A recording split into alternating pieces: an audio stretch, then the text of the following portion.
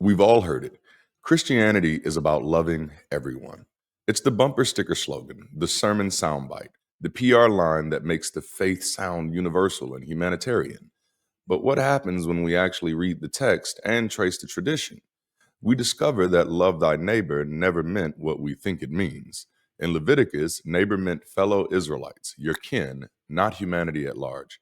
Jesus redefined family, but only for those who do the will of the Father, making love conditional on obedience. And John went further still, commanding believers not to love the world at all, dividing humanity into children of God and children of the devil. The through line is clear. From Moses to Jesus to John, the ethic of love is never universal. It is always bounded. It's not love without limits, but love within walls. Let's start with the source that Jesus is citing. The text itself is Leviticus chapter 19, verse 18. You shall not take vengeance or bear a grudge against the sons of your own people, but you shall love your neighbor as yourself.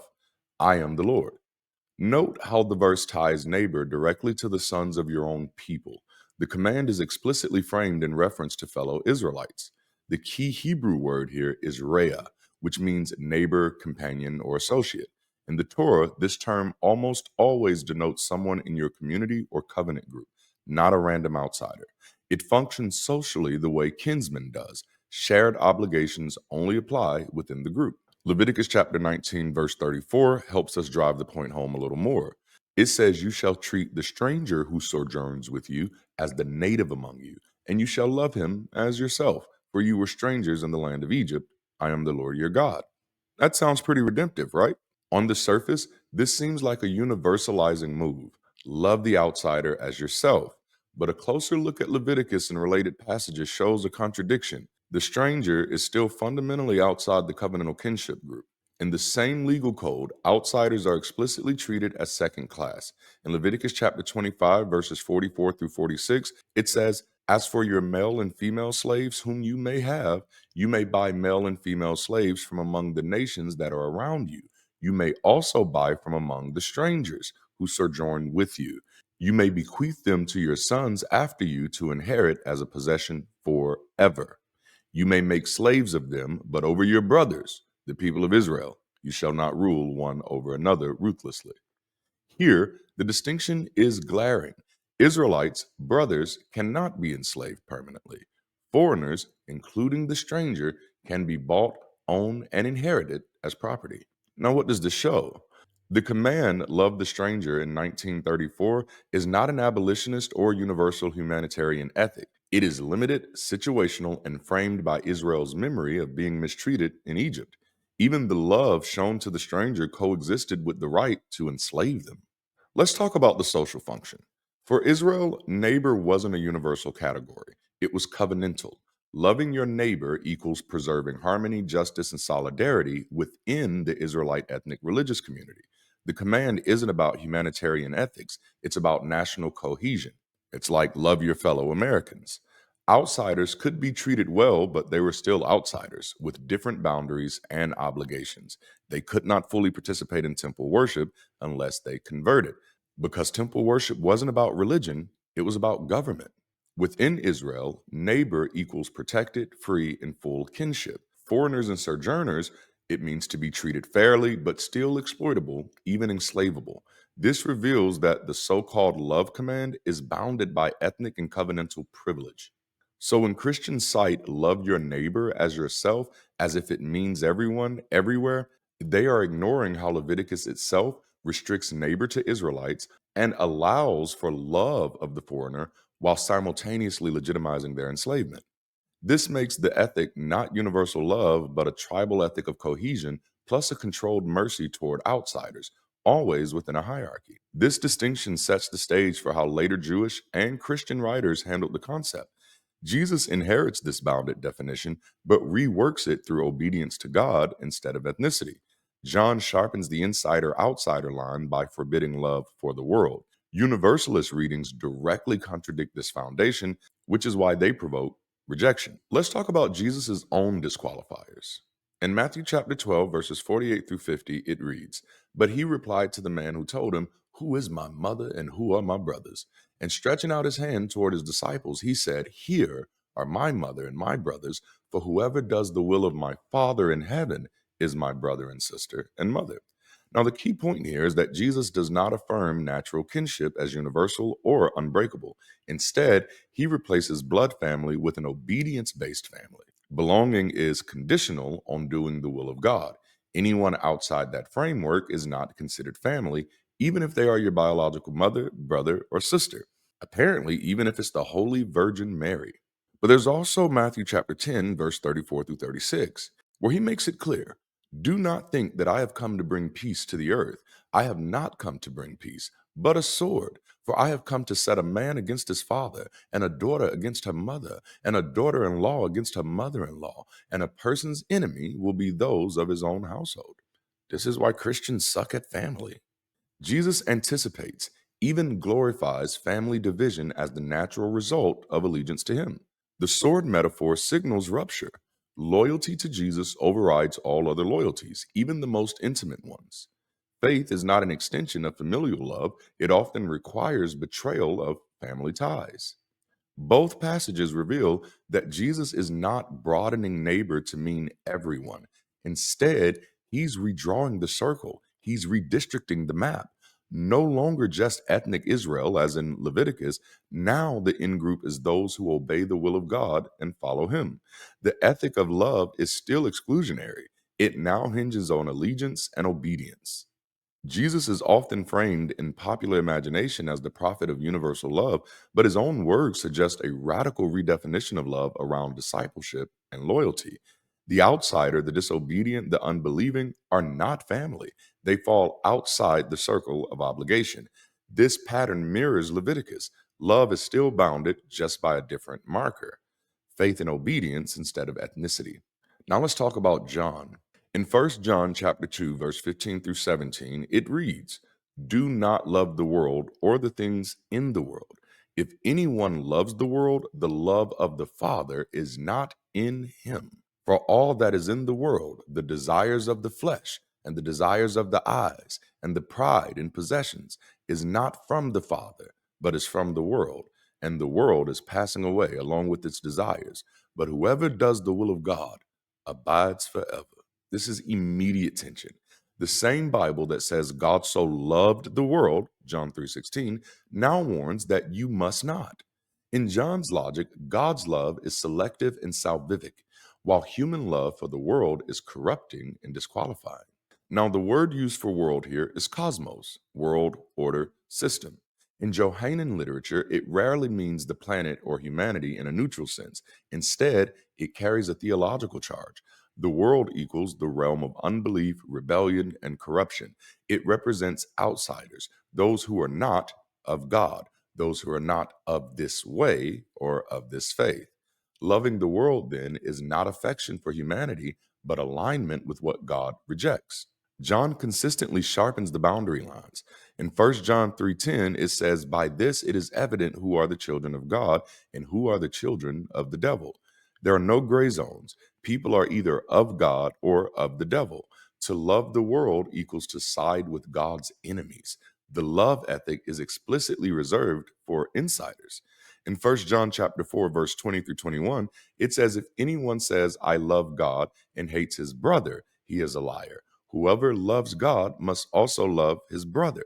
Again, brother equals insider language, fellow believer. The circle of love does not extend to the world. To be quite frank, if the Bible was written about loving everybody, surely at least one character, at least one writer would have wrote the phrase love everyone. It never happens.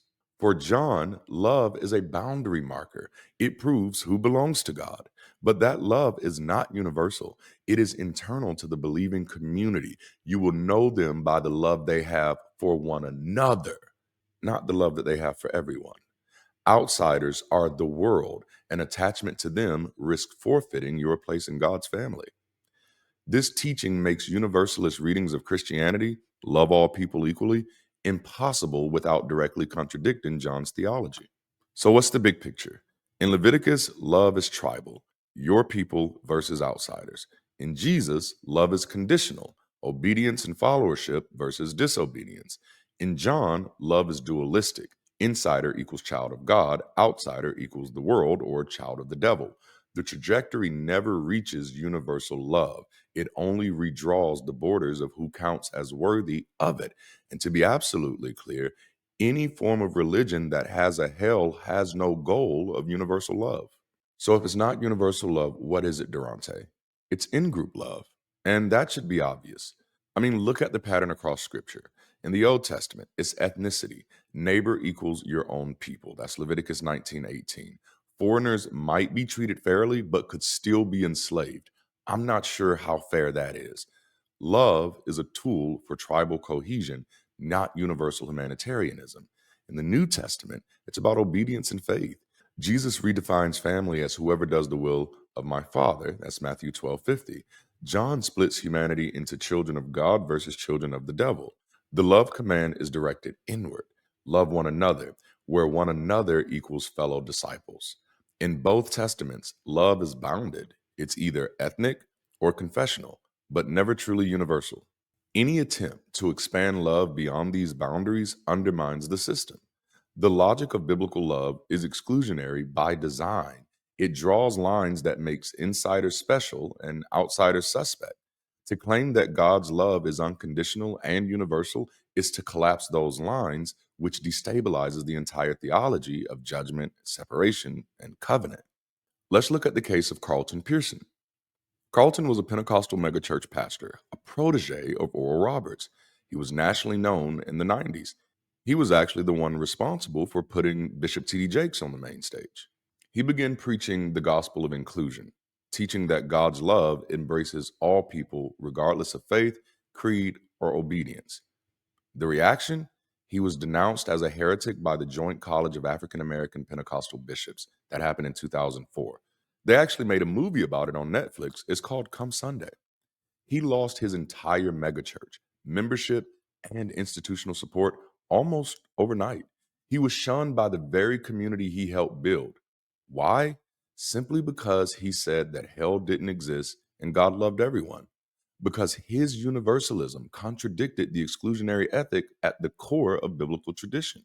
By saying love has no boundaries, he erased the insider outsider distinction that the faith relies on. So one had to go. Either he was wrong or the religion was exclusionary. They chose to get rid of him and keep the exclusionary aspects of their theology. The history of Christianity demonstrates that universal love is not only absent in the text, but actively punished in practice. Whenever leaders cross the line into teaching that God loves all without condition, they are cast out as betrayers of the faith. Pearson's story is not an anomaly, it is the natural outcome of a theology rooted in bounded love. Popular Christian rhetoric today often claims Christianity is about loving everyone, but when measured against the textual and historical record, that claim does not hold up. In Leviticus, love is tribal, reserved for kin, with outsiders tolerated or exploited. With Jesus, love is conditional. Belonging depends on obedience to God's will. For John, love is dualistic. Insiders are loved, the world is hated. The ethic is never all humanity, but always bounded. Christianity inherits and amplifies this boundary logic. Insider versus outsider, believer versus unbeliever, saved versus condemned. These categories are not accidents of culture, but core to the structure of the faith itself. Love is what distinguishes the in group. With no outsiders, the concept of chosen people or children of God collapses. When Christians attempt to extend love beyond these boundaries, they threaten the system itself. The rejection of universalists, whether ancient, like Origen, or modern, like Carlton Pearson, shows the consistency of this pattern. Universal love is not merely ignored in Christian history, it is actively punished as heresy. What Christianity has consistently prompted is not unconditional love, but exclusive love, dressed as divine love. This explains the sectarianism of denominational splits, the persecution of heretics and pagans, the hostility toward inclusive movements within or adjacent to Christianity. Whenever love threatens to cross boundaries, whether by ethnicity, creed, or humanity itself, it is reined back in, often violently. The claim that Christianity teaches universal love is historically inaccurate and textually unsustainable. Instead, Christianity, from Torah to Jesus to John to church history, has enforced bounded, conditional, and exclusionary love. Those who attempt to universalize it are not fulfilling Christianity's essence, but subverting it. The tradition has always drawn sharp lines: insider versus outsider, covenant member versus stranger, believer versus unbeliever. That's why those who dare to preach a love without exclusion, from Origen in the early church to Carlton Pearson in our time, they're branded as heretics. Universal love doesn't flow from Christianity's foundation, it cuts against them. The real legacy of Christian love is not universality, but exclusivity. It's love that binds the in group together by keeping others out. And until we reckon with that, we're not talking about love at all. We're talking about loyalty. Universal love doesn't flow from the heavens, it flows from humanity. Thank you for joining me today. What we're building here is bigger than a channel, it's a movement, and movements take people, energy, and resources. If today's session spoke to you, here's how you can lean in. Support the work through Patreon, YouTube membership, or even Cash App, PayPal, or Venmo. You can visit Window Shop for guides and merch that keep this work sustainable. And most importantly, tap in. Use the link below to let us know if you're ready to connect with others in your area as we build local communities. And if you're near Southern California, registration for our October Liftoff weekend opens this week. And of course, join me right back here every Sunday at noon for weekly secular inspiration. Together, we are building the most important movement in modern human history. Thank you for your time today. Until next time, keep rising.